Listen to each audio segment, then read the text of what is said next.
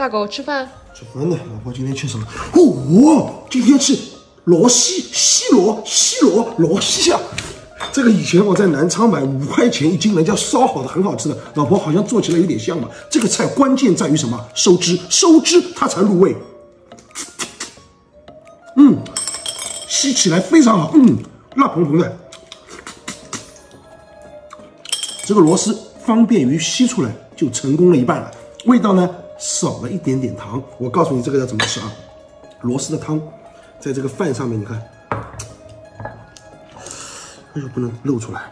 这个螺丝的汤是非常鲜的，它是属于河鲜，你知道吗？哎，饭一半，你想象一下这个味道啊，看到吗？哇，鲜耶，很好。酸辣汤，虽然这个酸辣汤老婆有点粗糙一点，下次要改正哦，切的太粗糙了，要细一点。看看你人蛮细巧的，做出来的活还是很粗糙的嘛。